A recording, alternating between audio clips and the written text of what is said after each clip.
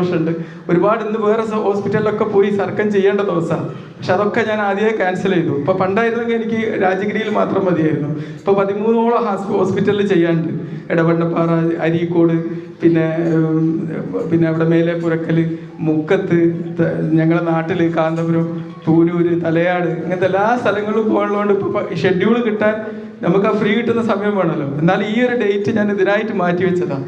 കാരണം ഇതാണ് ഞാൻ അതിനേക്കാളൊക്കെ പ്രയോറിറ്റി കൊടുക്കുന്നത്. അതിനേക്കാളും നമുക്ക് പ്രയോറിറ്റി കൊടുക്കുന്നത് ഇതാണ്.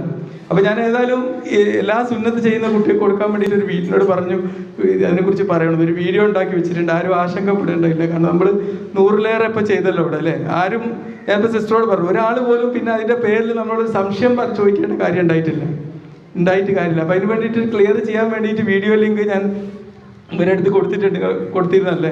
ആ വീഡിയോ ലിങ്കിൽ സംശയങ്ങളൊക്കെ, പലർക്കും ഉണ്ടാകുന്ന സംശയങ്ങളൊക്കെ